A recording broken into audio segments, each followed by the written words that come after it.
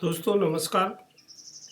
आज हम लोग बात करेंगे कि गांव में हम किस तरह से अपनी खाद बीज दवाई बेचने की दुकान स्थापित कर सकते हैं और हमें ये कहाँ खोलना चाहिए, कितने किसानों को हमें अपने साथ जोड़ना चाहिए और कम से कम कितने पूंजी की हमें ज़रूरत होगी, जिसके लिए हमें व्यवस्था करना होगी।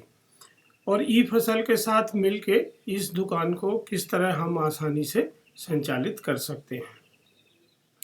तो सबसे पहले तो आपको मेरी सलाह ये है कि सामान्यतः जो कृषि आदान बेचने की दुकानें हैं वो जिला स्तर या तहसील स्तर पर होती हैं। जो बड़े गांव हैं वहाँ भी ये दुकानें होती हैं, पर ज़्यादातर किसान जो होते हैं वो छोटे छोटे गांव में रहते हैं और उनको अपने कृषि आदान खरीदने के लिए सामान्यतः 25 से 30 किलोमीटर दूरी तय करना पड़ती है। इससे उन्हें असुविधा भी होती है, उनको कृषि आदान महंगा मिलता है और कई बार वो समय पे मिल नहीं पाता है। मेरा सुझाव ये है कि अगर आप किसी बड़ी जगह पे दुकान खोलेंगे तो आपको पहले दिन से ही पुराने दुकानदारों से प्रतिस्पर्धा करना पड़ेगी, क्योंकि पुराने दुकानदार पहले से वहाँ काम कर रहे हैं, इसलिए वो ज़्यादा सुविधाजनक स्थिति में हैं, उनके ग्राहक बंधे हुए हैं, उनको कंपनियां मटेरियल दे रही हैं और वो उस मार्केट को समझते हैं। उनने पिछले कई वर्षों से इस काम को करते करते अपनी पूंजी भी इकट्ठी कर ली है और वो अच्छी लागत लगा के इस काम को करते हैं। यदि आप अपनी ये दुकान बड़े स्थान पर ना खोल के अपने क्षेत्र के किसी दोराहे तिराहे या चौराहे पे खोलते हैं जहाँ सामान्यतः ट्रैफिक आता है और लोग वहाँ आते हैं, ऐसे स्थानों पर आप कम लागत से कम प्रतिस्पर्धा के साथ अपना काम शुरू कर सकते हैं। कृषि आदान की दुकान सामान्यतः एक छोटी दुकान से आप शुरू कर सकते हैं। एक छोटी दुकान हो, आपके पास 10 बाई 12 का एक कमरा हो और एक छोटा सा गोडाउन हो, जिसमें अगर आप खाद का काम कर रहे हैं तो कुछ भंडार कर सकें। इतनी ही जगह की आपको आवश्यकता होती है। आपको ई फसल के साथ एग्रीमेंट करना है। एग्रीमेंट करने के लिए हम लोग 1000 रुपये के स्टाम्प पे एग्रीमेंट करते हैं और 10,000 रुपये ई फसल की रजिस्ट्रेशन की फीस होती है। ये नॉन रिफंडेबल पैसा है और ये फीस जमा करने से आपको ई फसल में आपका एक अकाउंट बन जाता है और फिर ई फसल जो लाइसेंस लेने के लिए ओ फार्म और पीसी चाहिए होते हैं वो आपको उपलब्ध कराते हैं। आप ये देखें, यदि आप कंपनियों से डायरेक्ट पीसी या ओ फार्म लेते हैं तो उनकी आपको डीलरशिप लेना पड़ती है, जिसमें आपको बहुत ज़्यादा डिपॉजिट देना पड़ता है। पर यदि आप ई फसल के साथ काम करते हैं, रजिस्ट्रेशन करते हैं, ई फसल की फ्रेंचाइजी लेते हैं, तो आपका ये पैसा बच जाता है। आपको किसी भी कंपनी में कोई डीलरशिप के लिए डिपॉजिट नहीं लगता है। दूसरी चीज़ कि आपको अपने यहाँ की फसलों को समझना चाहिए कि खरीफ की मुख्य फसलें क्या हैं और रबी की मुख्य फसलें क्या हैं, क्योंकि हर फसल में अलग अलग तरीके के बीज, अलग अलग तरीके के पेस्टिसाइड उपयोग में आते हैं। मौसम के हिसाब से भी बीज और पेस्टिसाइड बदलते हैं। जब पानी अच्छा बरसता है तो लोग ज़्यादा पानी की फसलें बोते हैं, जब पानी कम बरसने की संभावना होती है तो लोग कम पानी की फसलें बोते हैं। यदि मौसम बादलों का है और बादल रहने वाले हैं तो अलग तरीके के पेस्टिसाइड यूज़ होते हैं। यदि मौसम खुला रहने वाला है तो अलग तरह के पेस्टिसाइड यूज होते हैं। इसी तरह खाद्यान्न की फसलों में अलग पेस्टिसाइड लगते हैं, दलहनी की फसलों में अलग लगते हैं, फल सब्जियों में अलग लगते हैं। तो आपको बहुत बारीकी के साथ अपने गांव के किसानों के साथ मिलके बातचीत करना चाहिए और उनसे ऐसे प्रोडक्ट के नाम, उनके ब्रांड, उनकी कंपनियों को नोट करना चाहिए जो आपके क्षेत्र में चलते हैं। ये कर लेने के बाद आप ई फसल से उतना ही मटेरियल मंगा सकते हैं जितना मटेरियल आप बेच सकते हैं। क्योंकि कई बार क्या होता है कि हम बहुत ज़्यादा माल ले लेते हैं, कई बार कंपनियां बहुत ज़्यादा उधार का सामान हमें देती हैं और वो ज़बरदस्ती हमारी दुकान में सामान रख देते हैं, उतना सामान हमसे बिकता नहीं है और फिर उसकी रिफंड की भी एक अलग समस्या हो जाती है। तो हम आपको ये सुझाव देते हैं कि जब जितना मटेरियल लगे उतना उतना मटेरियल आप ले सकते हैं। एक और चीज़ जो ई फसल प्लेटफॉर्म के साथ होती है, ई फसल का जो प्लेटफॉर्म है ये ब्रांड न्यूट्रल प्लेटफॉर्म है। ई फसल के साथ ही अपनी तरफ से कोई भी ब्रांड आपको पुश नहीं करते हैं कि आपको यही ब्रांड खरीदना है, इसी ब्रांड को बेचना है, बल्कि दूसरी ओर हम ये करते हैं कि जो ब्रांड किसान मांगता है, जो ब्रांड आपके यहाँ चल रहे हैं, जिन कंपनियों के जो प्रोडक्ट आपके यहाँ चल रहे हैं, वही हम आपको सप्लाई करते हैं। इससे फ़ायदा ये होता है कि आपको बेचना आसान हो जाता है। दूसरी चीज़, ई फसल कभी भी कोई चीज़ न उधार खरीदती है न उधार बेचती है। तो हमेशा ये कैश एंड कैरी बिजनेस होता है। कैश एंड कैरी करने से आपको भी मैं ये सलाह देता हूँ कि आप किसान को अच्छी गुणवत्ता के उत्पाद रीजनेबल प्राइस पे दें, उनको अच्छी कीमत पे दें, पर उधार मत दें। क्योंकि जब आप उधार देते हैं तो उधार वसूलना अपने आप में एक समस्या होती है और उधारी की वजह से आपका बिजनेस बहुत जल्दी बंद हो सकता है। इसलिए बिना उधारी के आप चाहे कम बेचें, कम किसानों को बेचें, उनकी अच्छी सर्विस दें, अलग तरह की सर्विस दें, पर उनको उधार मत दें। और ये आदत आप कभी मत डालिए।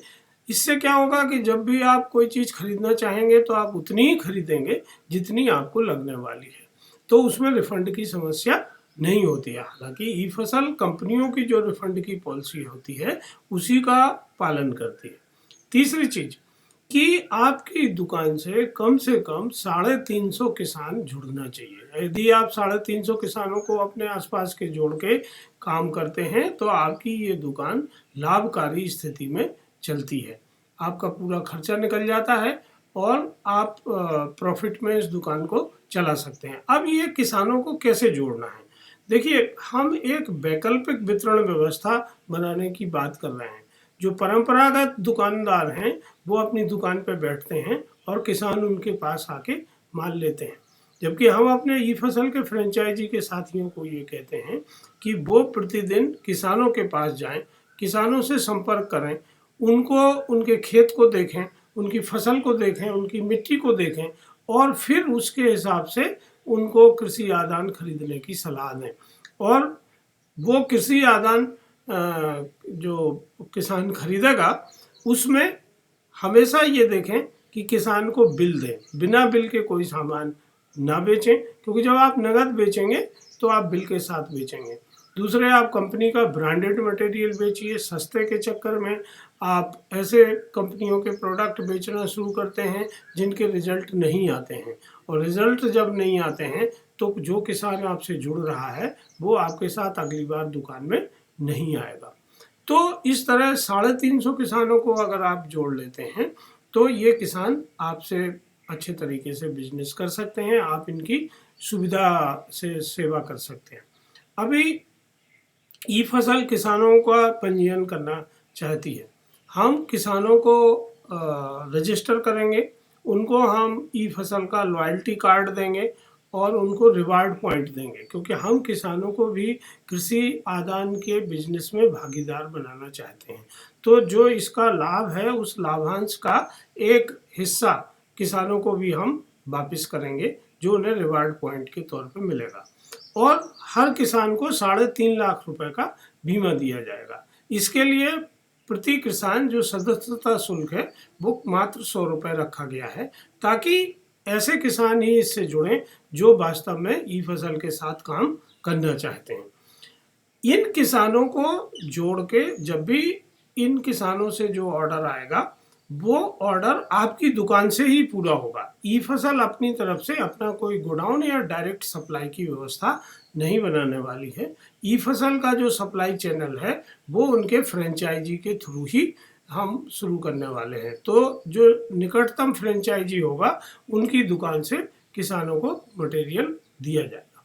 इसके लिए ई फसल प्रत्येक कंपनी में प्रत्येक दुकान में 3 से 5 ई फसल मित्र लगा रही है। ये किसान के साथ काम करेंगे और एक किसान मित्र जो है वो 3 से 5 गांव में अपनी सेवाएं देगा। ये स्थानीय युवक युवतियां होंगे और इनको कमीशन बेस्ड तरीके से कृषक मित्र बनाया जाएगा, ई फसल मित्र बनाया जाएगा। इनका पंजीयन होगा, इनको आइडेंटिटी कार्ड दिया जाएगा, इनका प्रशिक्षण होगा और इस सब के लिए ई फसल द्वारा ई फसल मोबाइल ऐप एक तैयार किया गया है जो शीघ्र ही हम प्ले स्टोर पर लाने वाले हैं। उसका परीक्षण चल रहा है। तो जैसे ही वो परीक्षण पूरा होता है ये प्रक्रिया हम शुरू कर देंगे। मेरे साथ जितने लोग अभी जुड़े हुए हैं, अभी लगभग हम लोग 550 से ऊपर फ्रेंचाइजी दुकानों को मटेरियल सप्लाई करते हैं। उन सबको मेरा अनुरोध है कि वो अपने क्षेत्र में ऐसे युवक युवतियों का चयन करें जो उनके साथ सर्विस प्रोवाइडर का काम करना चाहते हैं, जो किसानों के साथ काम करना चाहते हैं। गांव में पढ़े लिखे बच्चों की कमी नहीं है, गांव में उत्साही बच्चों की कमी नहीं है। उनको हम कमीशन बेस्ड काम देंगे और उनको हम इतना काम देंगे जिसमें वो कृषि आदान बेचें, जो अन्य सामग्री किसानों को लगती है वो बेचें, इसके अलावा पशु आहार बेचें। फिर वो खाते खोल सकते हैं, लोगों का पैसा निकाल के दे सकते हैं, लोगों को पैसा डिपॉजिट कर सकते हैं और बीमा वगैरह की सुविधाएं दे सकते हैं। तो इससे उनको पूरी साल उनके सदस्यों के साथ काम करने का मौका मिलेगा और इन सभी कार्यों का उनको उचित कमीशन पारिश्रमिक के रूप में मिलेगा ताकि वो 8 से 10 हज़ार रुपये महीना अपने लिए आमदनी कमा सकें। तो इससे दुकान से किसान सीधा जुड़ेगा। किसान को हम जो उन्नत कृषि के तकनीकी हैं वो बता पाएंगे, उन्हें सामान दे पाएंगे और उनको सुविधाएं दे पाएंगे। तो हर दुकान को अपने व्हाट्सएप ग्रुप बनाना चाहिए, उनके सदस्य मेंबर्स के नंबर रखना चाहिए ताकि उनको वो निरंतर ये सब जानकारियां सोशल मीडिया के माध्यम से दे सकें। दुकानदार फेसबुक पे अपना पेज बना सकते हैं, दुकानदार व्हाट्सएप ग्रुप बना सकते हैं, दुकानदार आज वीडियो कॉल करके अपने सदस्यों को समझा सकते हैं। तो ये सब फ्री सुविधाएं इंटरनेट पर उपलब्ध हैं और जहाँ जहाँ आपको अत्याधुनिक तकनीकी की जानकारी है वो ई फसल से निरंतर आप तक पहुँचेगी। जो श्रेष्ठ गुणवत्ता का उत्पाद है वो आप तक पहुँचेगा। तो ई फसल का जो मुख्य उद्देश्य है वो ये है कि उनके फ्रेंचाइजी का जो बिजनेस है वो लाभकारी होना चाहिए। यदि आपका बिजनेस लाभकारी चलता है, आप अपने किसानों को अच्छी सेवा देते हैं, अच्छे उत्पाद देते हैं, तो यही हमारी सफलता है। ई फसल इसी को अपनी सफलता मानती है। तो आइए दोस्तों, ई फसल की फ्रेंचाइजी लें, ई फसल से जुड़ें और अपना कृषि आदान का व्यवसाय प्रारंभ करें। धन्यवाद।